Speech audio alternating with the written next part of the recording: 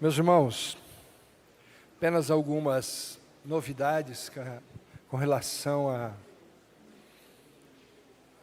ao mês de agosto. Nós estamos aí às vésperas do mês de julho, mas em agosto a gente, já falei, nós vamos mudar daqui de cima para baixo e vão acontecer alguns desconfortos, porque a parte de baixo não comporta todo esse grupo que nós reunimos aqui todo domingo de manhã. Então nós vamos ter que dar um jeito aí de dividir.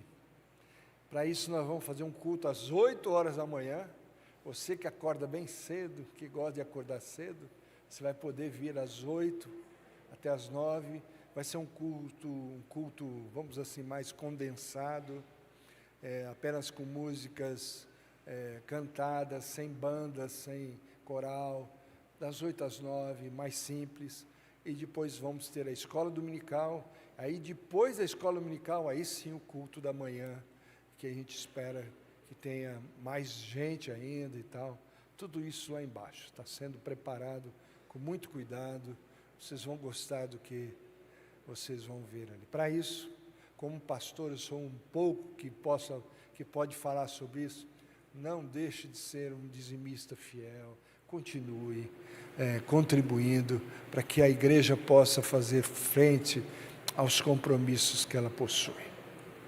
Isso posto, nosso grupo de novos membros tem aproximadamente 50 pessoas, que são aí misturadas.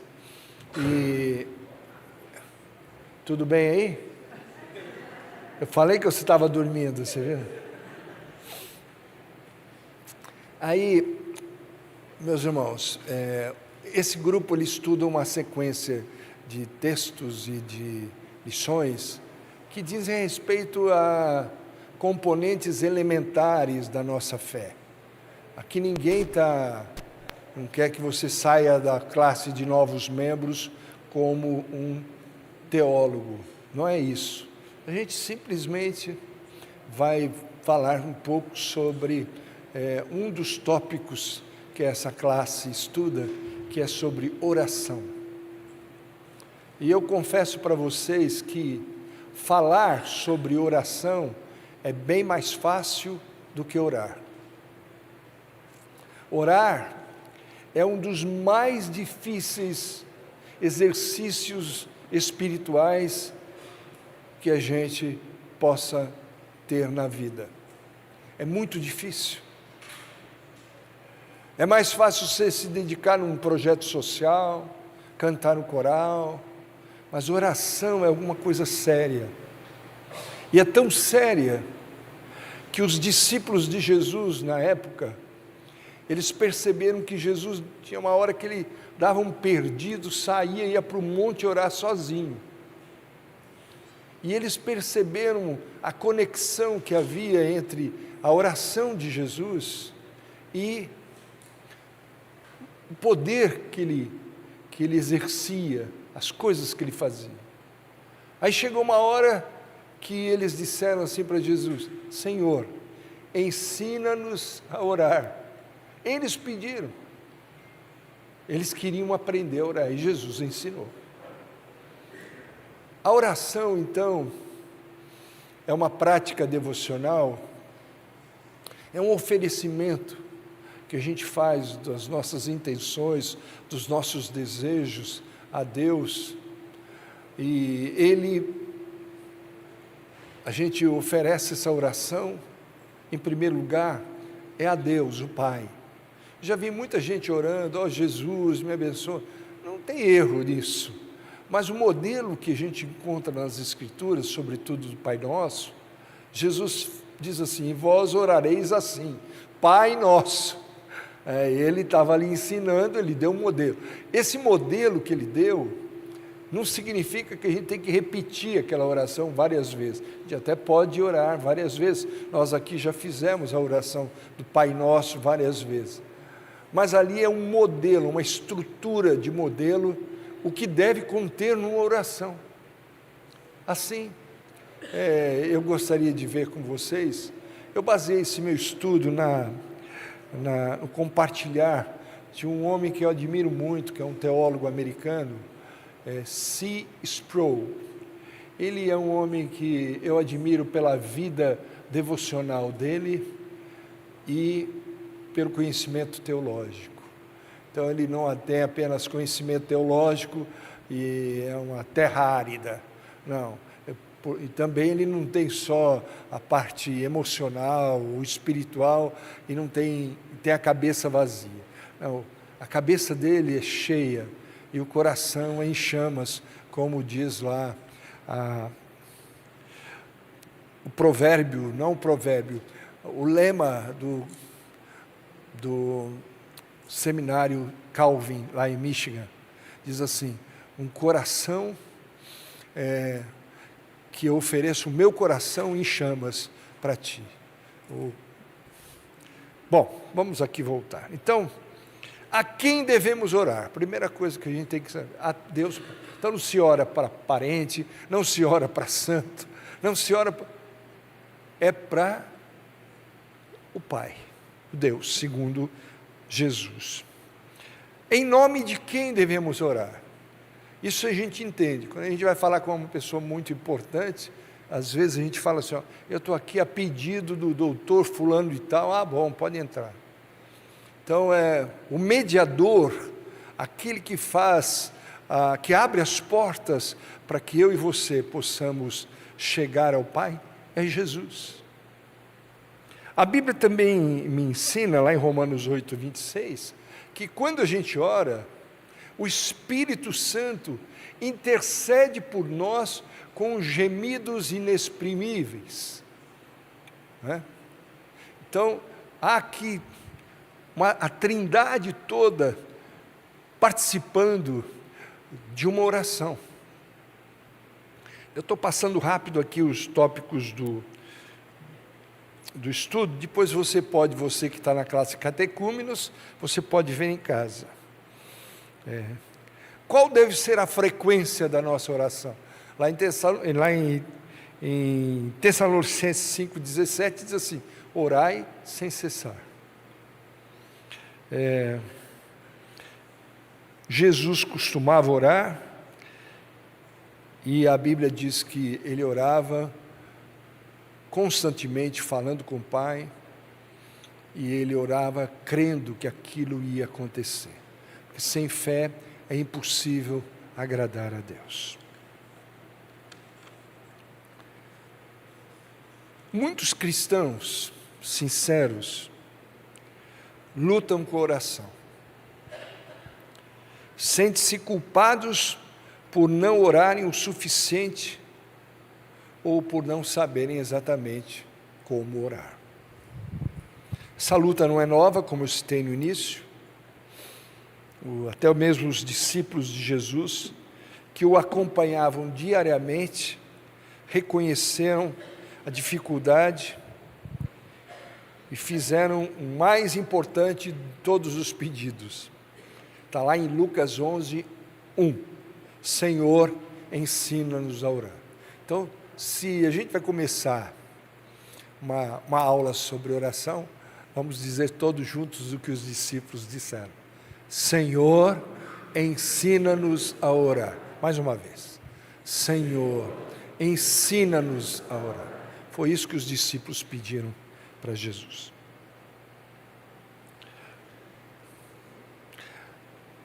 Antes de tudo, é importante lembrar também que a oração, ela é mais do que um desejo de oração, é um dever.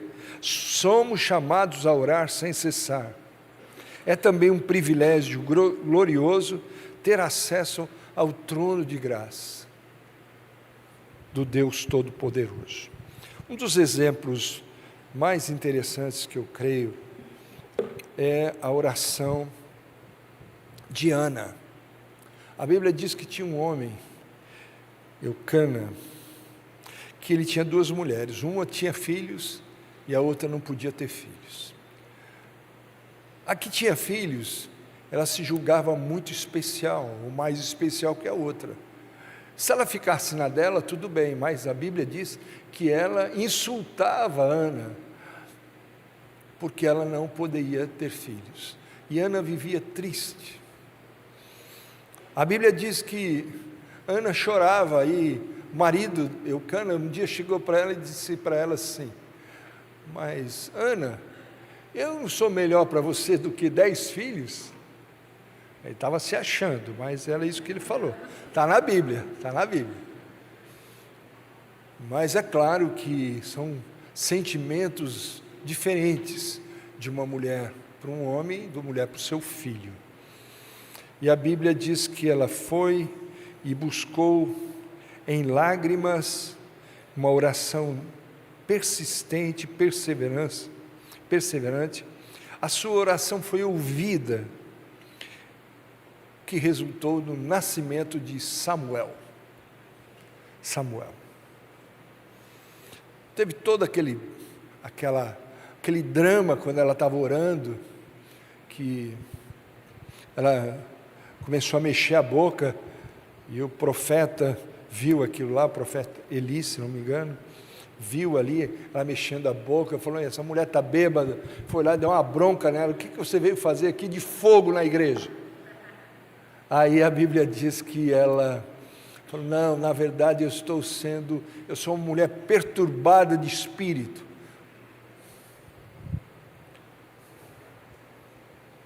O maior problema da oração que eu vejo, e eu vejo isso em mim, por isso que eu compartilho, não é a falta do desejo de orar, mas a falta de direção.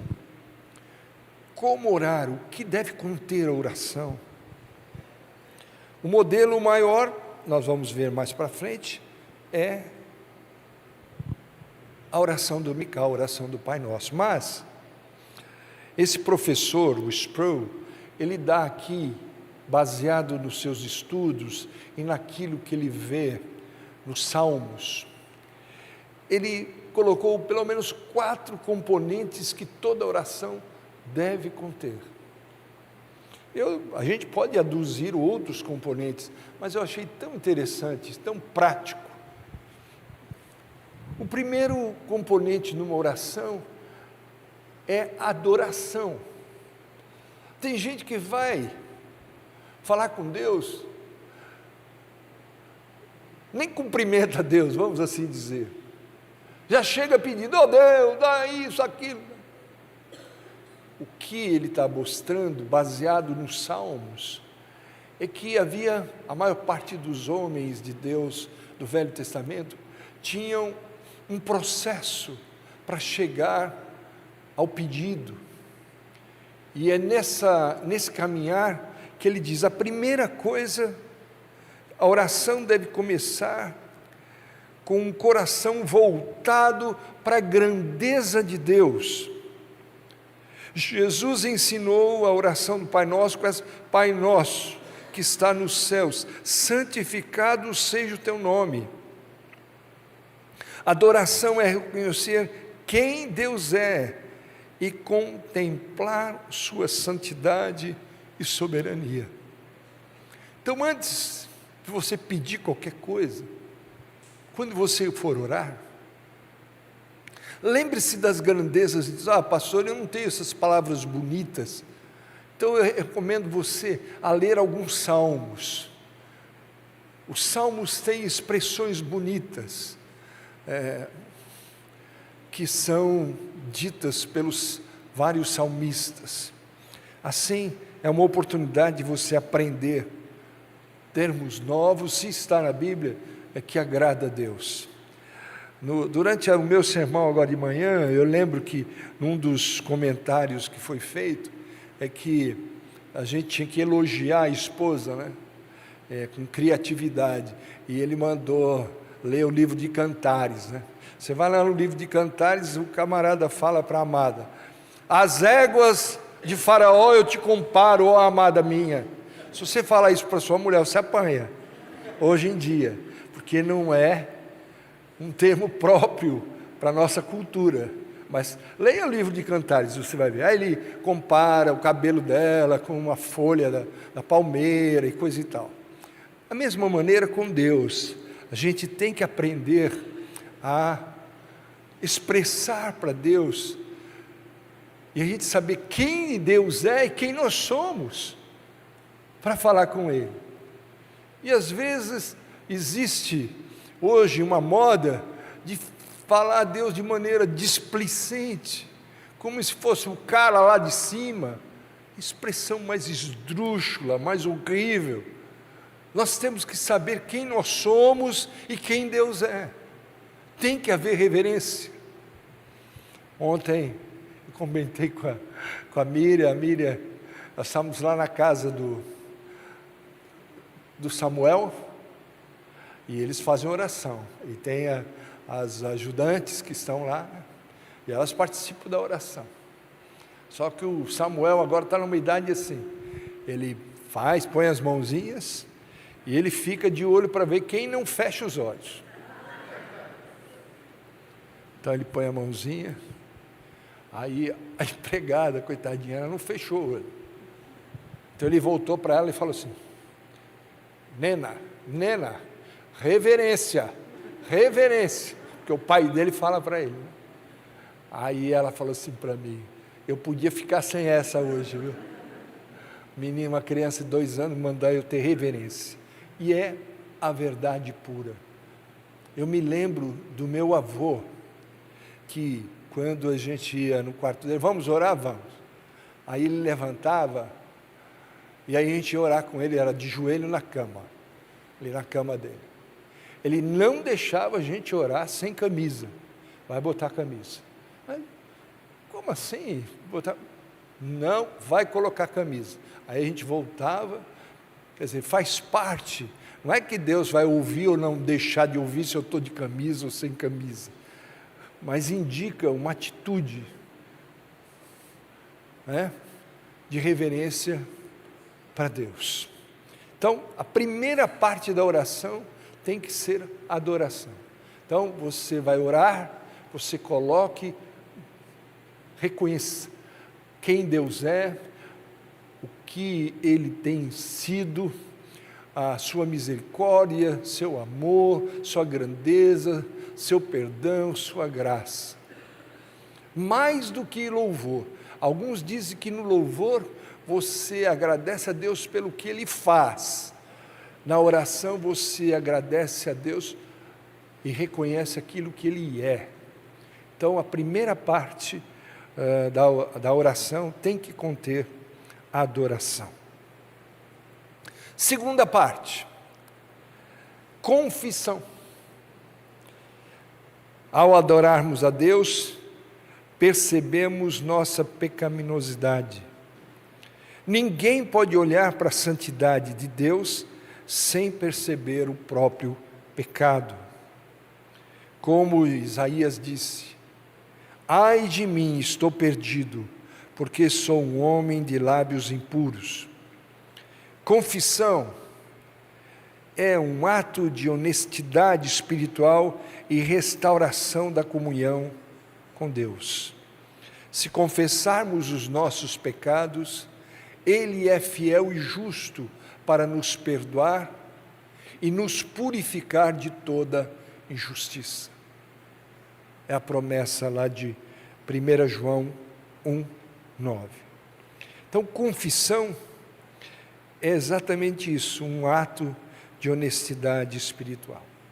Você vai chegar diante de Deus, vai reconhecer a grandeza dEle e depois vai reconhecer.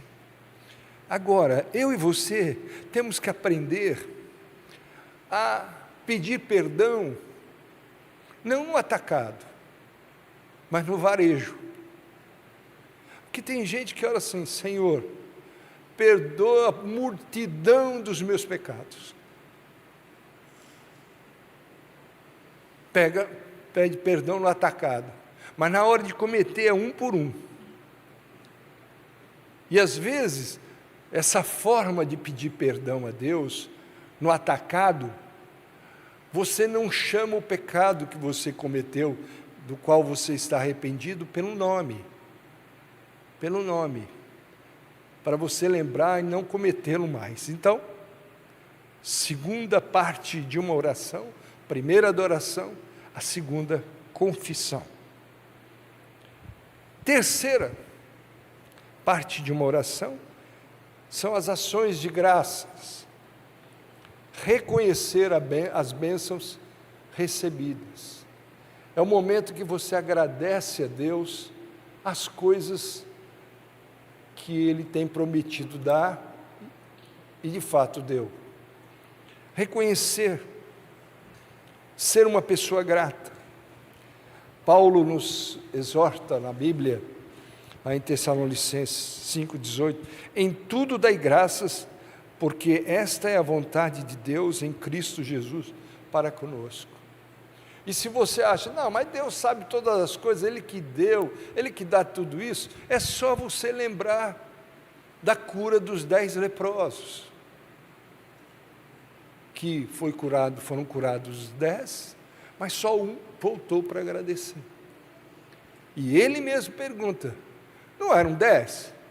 Só veio um, só voltou você para agradecer? Então, a gratidão tem valor para Deus. Não porque Ele precisa da nossa gratidão, mas porque através da nossa gratidão, nós recebemos uma segunda bênção. Foi o que aconteceu com aquele leproso. Ele recebeu a cura não apenas do corpo, mas a cura da alma. E é isso que eu e você temos que fazer. Então, começou adorando, depois você vai confessar os seus pecados, depois você vai reconhecer as bênçãos que são recebidas e que foram recebidas. Terceira parte. E a quarta e última parte de uma oração é apresentar os pedidos. É por último. É a mesma coisa que você chegar na casa ou na sala de uma autoridade que você precisa de alguma coisa e você simplesmente, eu quero isso. Primeiro você cumprimenta. Não é? Alguns até elogiam, está bonita a sala e tal, antes de chegar no assunto. Mas nós encontramos na Bíblia exatamente isso. As pessoas chegando a Deus, o adorando, confessando os pecados, sendo agradecidos, e agora apresentam os pedidos. A Bíblia diz lá em Filipenses 4:6, que não andeis ansiosos por coisa alguma, antes em tudo sejam os vossos pedidos conhecidos diante de Deus pela oração e pela súplica, com ações de graças. É claro que os nossos pedidos, nós temos que ter a humildade de reconhecer o tipo e o estilo de oração que Jesus fez. Lá no Getsêmani, Ele coloca diante do Pai um pedido. E Ele coloca esse pedido, mas ao final Ele fala assim, mas seja tudo de acordo com a tua vontade. Isso não é falta de fé, é Bíblia, é o que a Bíblia ensina. Quando você pede a cura de alguém, e você fala assim, ó Deus, que o Senhor cure, mas seja tudo para a glória do teu nome, de acordo com a tua vontade, você está falando que é a Bíblia. Diferente do que alguns falam, não, você tem que determinar. Eu não vou determinar nada diante do Criador do universo. Quem sou eu? Tu és Deus, quem sou eu? Diz a música, né? É exatamente isso que eu e você temos que fazer. Nós vamos colocar, e vocês vão perceber, como eu já percebi várias vezes, que eu agradeço muito a Deus por Ele não ter atendido alguns pedidos que eu fiz. Às vezes a gente faz alguns pedidos e Deus está vendo lá na frente e Ele diz, eu não vou dar isso para você. Você não vai poder suportar isso. Isso não vai fazer bem para você. Não vai fazer bem para a sua família. Não vai fazer bem para a sua alma. Eu não vou lhe dar isso. E a gente fica pensando que Deus não deu porque Ele não ouviu, ou não quis atender. Mas na verdade, eu e você temos que colocar em prática, na nossa prática devocional, o que a gente ensina para os nossos filhos. Não também é a resposta. Não é só o sim que é a resposta. Quando você diz não para o seu filho, você está dando uma resposta. Quando Deus diz não para você, Ele está dando também uma resposta para você. Assim, esses 4 componentes devem estar presentes na oração. E algumas pessoas me perguntam também, pastor, e a nossa postura? Qual deve ser a postura? Eu me lembro muito do meu avô. Para alguns, a posição física, ela é importante. Mas de uma regra geral, a posição física, ela reflete a nossa reverência. Aí chega uma autoridade e você fica de pé. Por quê? Porque está implícito. Então, ajoelhar-se em humildade, ficar em pé com as mãos erguidas no louvor, prostrar-se em total submissão a Deus. É claro que essas são posições que você pode orar. Eu tenho muita dificuldade, eu falei com a Miriam ontem na viagem, quando eu vejo um cantor louvando, levante sua mão. Como assim levante sua mão? Eu levanto se Deus tocar na minha vida. Tem dia que eu levanto, tem dia que eu não levanto. Isso não depende. E se o outro levantou, amém por isso. Não é todo mundo que tem que levantar a mão. Tem gente que não se sente confortável em levantar a mão. Se um dia ela sentir esse desejo, não é errado, diz a Bíblia. Mas não tem que ser regra, não levante só a mão. Não, eu não gosto disso. E nem peço isso.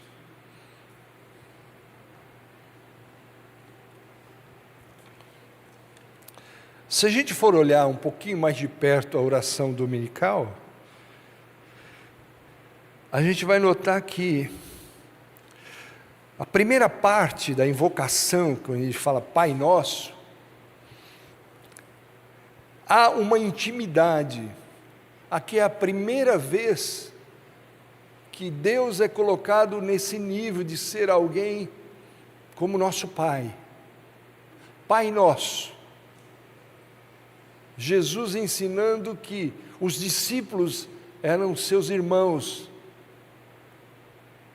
e que foram adotados pelo mesmo Pai que ele chama de Pai.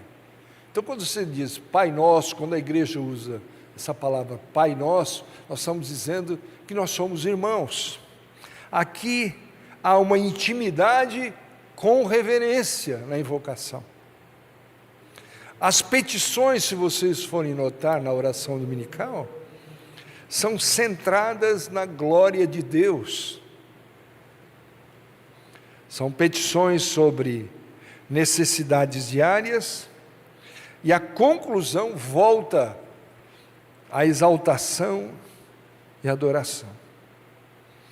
Na oração dominical existe um pedido que é interessante, só para a gente ter como referência, que não deixa de ser um desafio pessoal.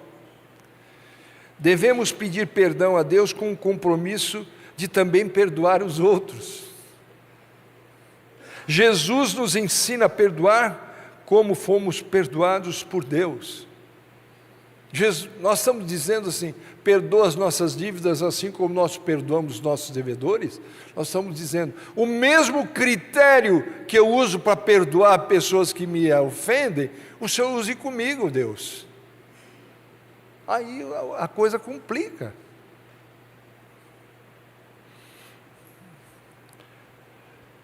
Há também um outro ponto na oração dominical que pode conter o seu pedido, que é a dependência diária da providência.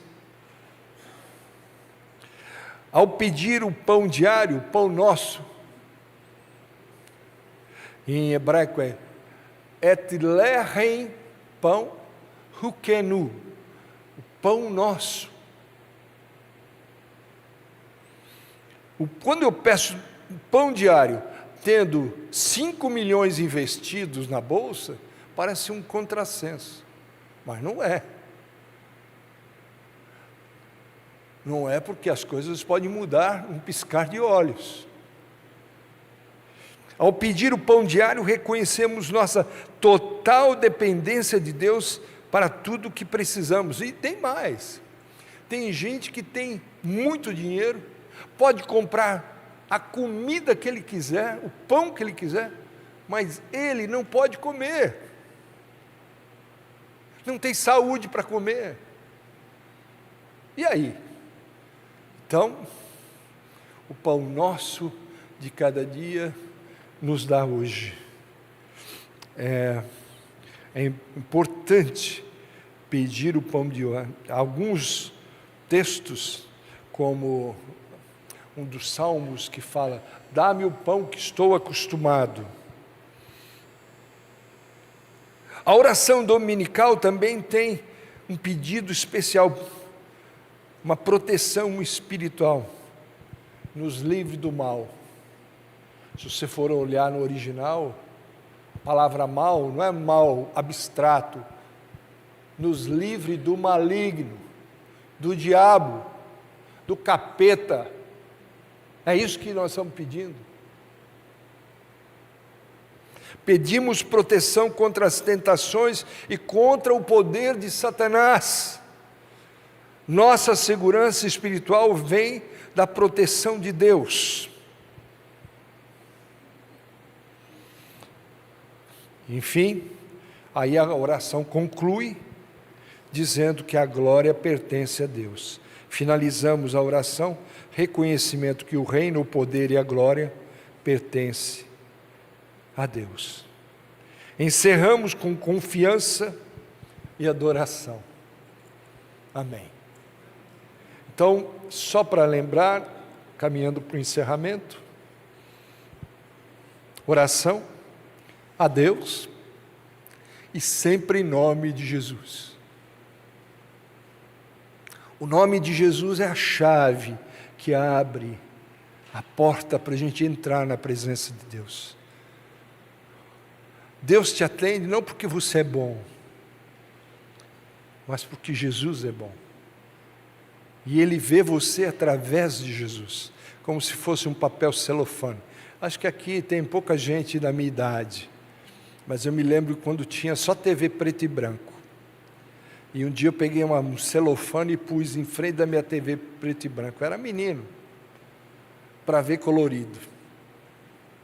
Porque a televisão colorida era muito cara. Hoje essa geração nem sabe o que é isso. O que deve conter na minha oração? Primeiro, adoração. Segundo, confissão. Terceiro, ações de graças. E por fim, súplica. Tenha isso na sua oração. Deus vai te abençoar. Mas não esqueça, é em nome de Jesus. Finalizamos. Vamos comer agora um macarrão, um frango assado. Não dá trabalho para a mulher, certo, Miriam? Pode pegar até, a gente não gosta disso, mas pode pegar até um molho pronto, desse que só vira em cima do macarrão, já está pronto. E o frango assado, quer um almoço melhor que esse? Deus abençoe a sua vida. Até a noite, se Deus quiser. Está encerrada a aula.